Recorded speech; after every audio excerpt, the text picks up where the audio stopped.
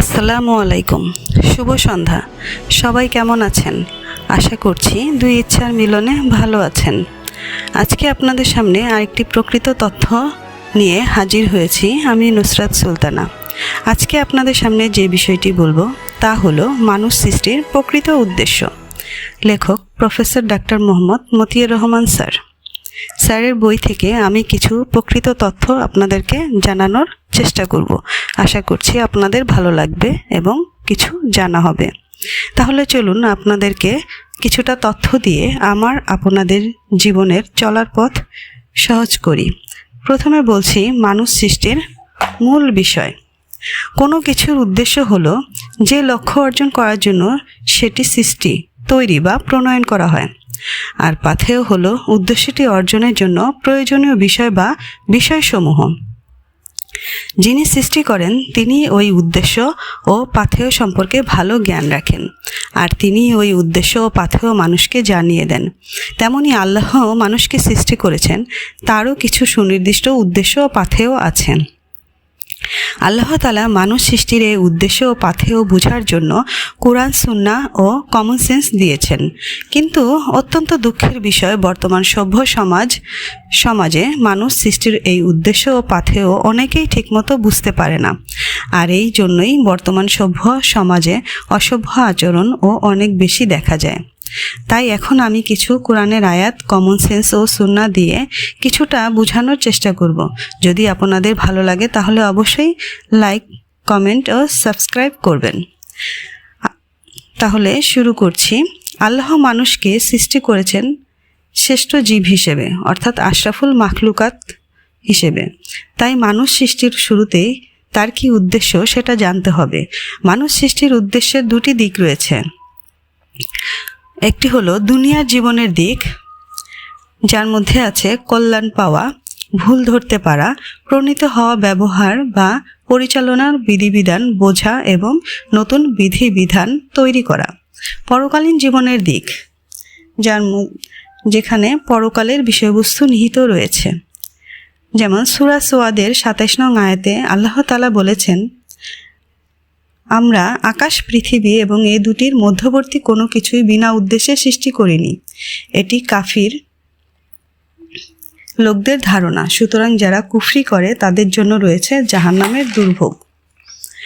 মানুষ সৃষ্টির প্রচলিত ধারণা মতে মানুষ মনে করে তাদেরকে শুধু সালাত, জাকাত, সিয়াম, হাজ, তাসবিহ, তাহলিল এবং আল্লাহর দাসত্ব করার জন্য সৃষ্টি করা হয়েছে। এই ধারণা হয়েছে কোরআনের একটি আয়াত থেকে। আয়াতটি হলো, আমি জিন ও মানুষকে সৃষ্টি করেছি আমার ইবাদতের জন্য। কারণ এখানে ইবাদতের অর্থ দাসত্ব ধরা হয়েছে। যদি অন্যভাবে বলা যায় তাহলে শুধু দাসত্ব নয়, আল্লাহ মানুষকে সৃষ্টি করেছেন মানুষের কল্যাণ করার জন্যও। কিন্তু প্রকৃত অর্থে বলতে গেলে মানুষ সৃষ্টির উদ্দেশ্য ব্যাপক। আল কোরআনে সূরা আশ-শামস ৭ থেকে ১০ নং আয়াতে বলা হয়েছে, আর শপথ মানুষের মনের এবং সেই সত্তার যিনি তাকে সঠিক গঠনে সৃষ্টি করেছেন, অতঃপর তাকে ইলহাম করেছেন তার অন্যায় ও ন্যায়। অবশ্যই সে সফল হলো যে তাকে উৎকর্ষিত করলো, আর অবশ্যই সে ব্যর্থ হলো যে তাকে অবদমিত করলো। এই কথাগুলোর মাধ্যমে জানিয়ে দেওয়া হয়েছে মানুষকে কী কারণে সৃষ্টি করা হয়েছে।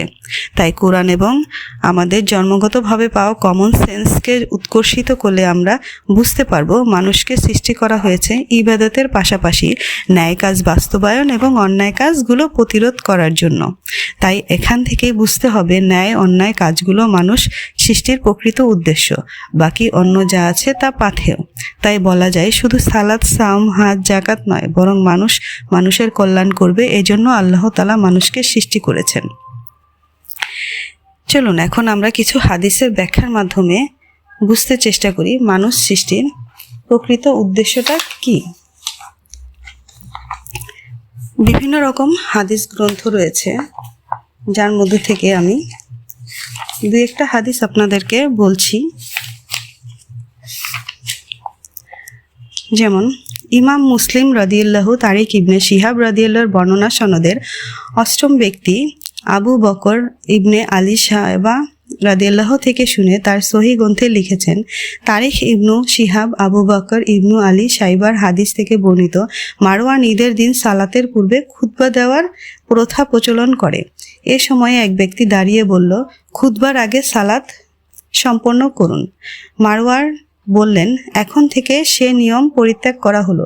সাথে সাথে আবু সাঈদ আল খুদরি রাদিয়াল্লাহু বলে উঠলেন, ওই ব্যক্তি তার কর্তব্য পালন করেছে। আমি রাসূলুল্লাহ সাল্লাল্লাহু আলাইহি ওয়াসাল্লামকে বলতে শুনেছি, তোমাদের কেউ অন্যায় কাজ হতে দেখলে সে যেন হাত দিয়ে পরিবর্তন করে দেয়। যদি তার সে ক্ষমতা না থাকে তবে মুখ দিয়ে তা পরিবর্তন করবে, আর যদি সে সাধ্যমতো না থাকে তখন মন দিয়ে তা করবে, তবে এটা ঈমানের দুর্বলতম পরিচায়ক।